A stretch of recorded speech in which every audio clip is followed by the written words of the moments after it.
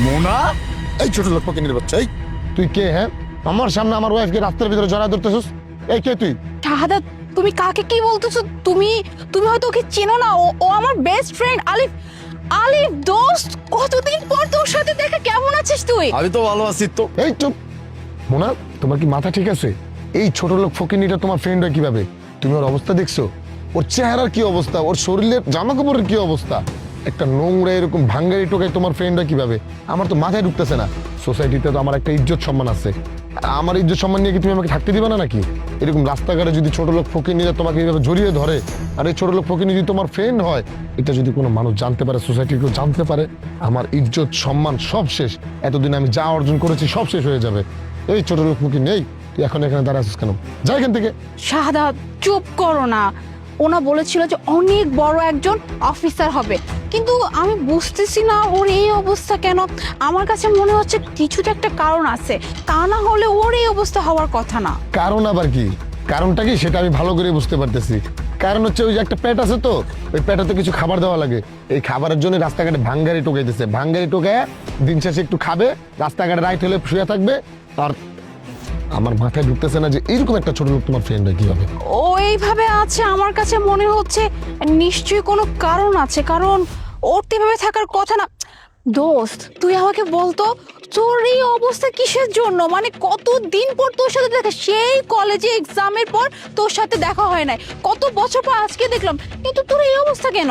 দোস্ত, আমি এই অবস্থায় আছি এটার একটা কারণ আছে, মানে অনেক বড় একটা গল্প আছে। আমি এই তোর যে কি গল্প আছে, কি কারণ আছে, সেটা আমি ভালো করে বুঝতে পারতেছি। নাকি নতুন কোনো ধান্দা শুরু করছিস? মানে পরিচিত কোনো বড় লোক কাউকে দেখলেই ফ্রেন্ড বলে জড়ায় ধরবি আর সাহায্য চাবি, মানে এরকম কোনো ধান্দা শুরু করছিস নাকি? ছোট লোক ফকিন্নি কোথাকার, দেখি আমার গা ঘিন ঘিন করতেছে। মূর্খ অশিক্ষিত কোথাকার। শাহাদাত, তুমি এগুলো কি বলতেছো? হ্যাঁ, তুমি ওকে চেনো না বিধায় না তুমি এরকম ধারণা করতেছো। তুমি ওর অবস্থা দেখি তুমি ওকে বিচার করতেছো।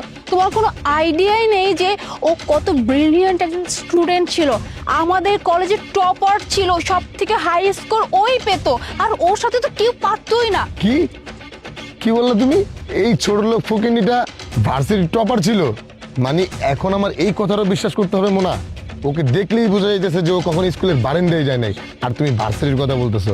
মানে এখন নিজের ফ্রেন্ডকে কিভাবে আমার সামনে ভালো করবা সেই ফন্দি করতেছো না? এগুলো করে কোনো লাভ নেই। এদের মতো ছোট লোক ফকিন্নিকে আমি দৈনিক দেখি। এদের কাজ, এদের স্বভাব যে কি হতে পারে সেটা আমি ভালো করেই জানি।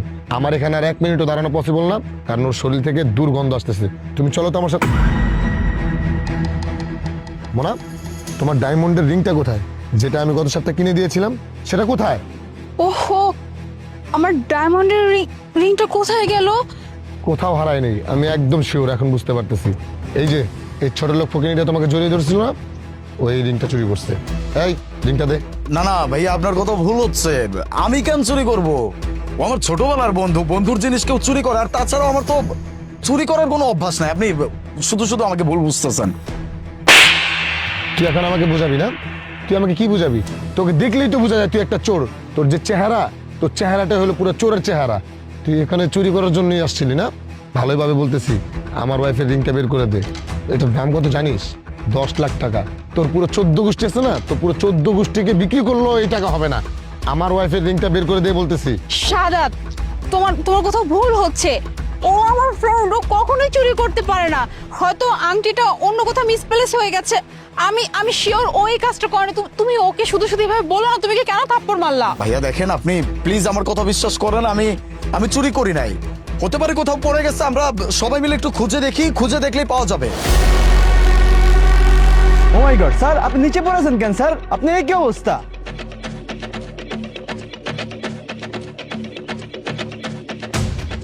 এই অফিসার, আপনি কি বলতেছেন? আপনি কি মাথা ঠিক আছে?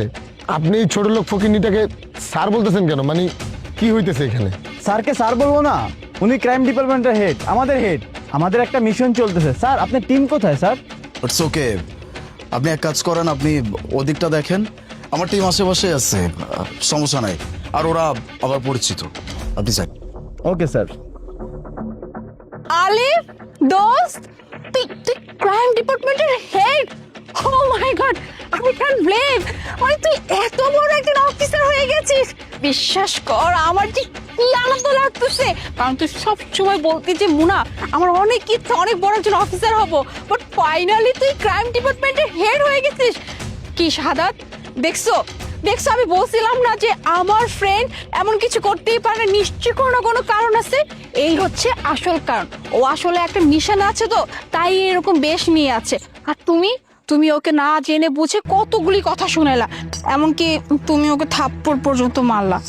তুমি জানো হ্যাঁ, ও যদি চায় জাস্ট এই মুহূর্তে আমাদের দুজনকেই না সুন্দর মতো করে থানায় ভরে দিতে পারে, কিন্তু ও সেটা করবে না, কারণ ও অ্যাটলিস্ট এইটা বুঝে যে মানুষকে কিভাবে সম্মান দিতে হয়।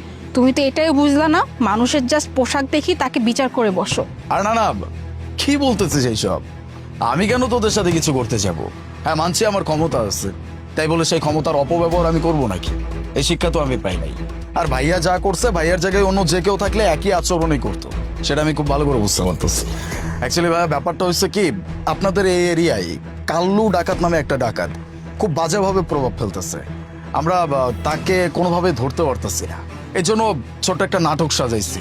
আমরা যার যার মতো বেশ চেঞ্জ করে আশেপাশে ঘোরাঘুরি করব, কোনো রকম ক্রাইম দেখলেই তাকে ধরে ফেলবো, দ্যাটস ওয়াই। এই জন্য আমরা আর কি এইভাবে চলাফেরা করতেছি। বাই দ্য ওয়ে, আংটিটা ওই যে মনে হয় নিচে পড়ে আছে, এটাই মনে হয় না?